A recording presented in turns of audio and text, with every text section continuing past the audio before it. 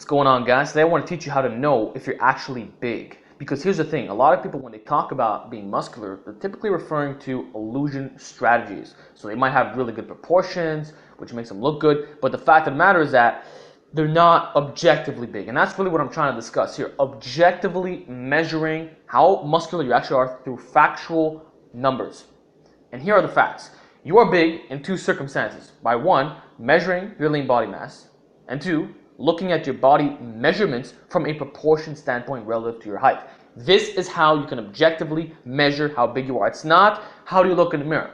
Because surely you can look fantastic. There's tons of people in the fitness community who they have great genetics and they look good. But that doesn't mean that they're big. And you'd be surprised how many people are wearing medium t-shirts. They may appear muscular, but they're extremely small, for real. And I know tons of guys, there's tons of short guys of my height. They're like 155, they look better than me, because they have the good genetics to look big. So I'm not talking about illusions here, I'm talking about facts. And here's the thing, you have to look at lean body mass, all right? Height is not the answer, it's lean body mass. So a good way to calculate this is by looking at one's fat free mass index. If your fat free mass index is high, you're most likely a big guy, okay? Just because someone might look better than you doesn't mean he's bigger than you. That's something you have to consider, okay? And just to give you a great example, a couple months ago, I had a guy send me a picture of his arms, right, on Facebook. 14-inch arms. 14. I swear to God, they look like 17 and a half. They were incredible. They had super, amazing insertion points, long, full muscle bellies. These were premium bodybuilding genetic arms. And it made him look like you would have never known these were 14 inches. They looked 1,000 times better than mine.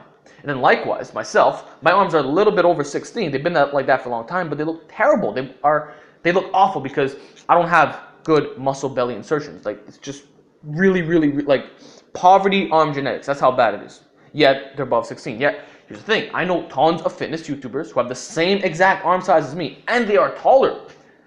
Yet their arms look better, and that's something to consider, right? I'm short.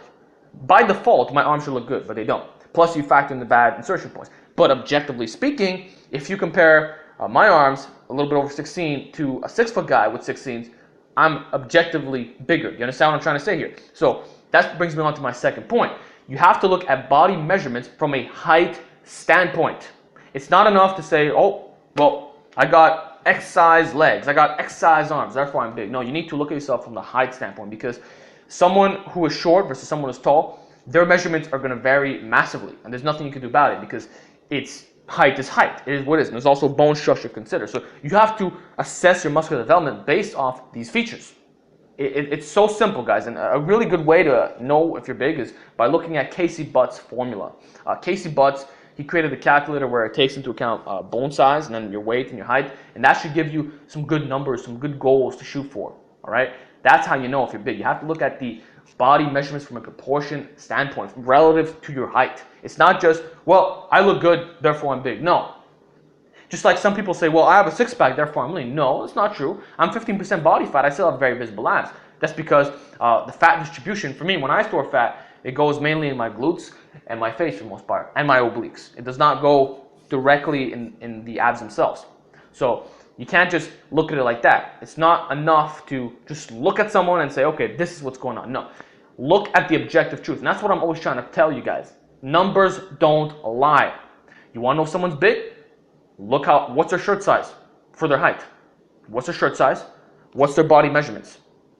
This will give you objective facts. What's their lean body mass? I don't care if you look good. I don't give a fuck. What's your lean body mass?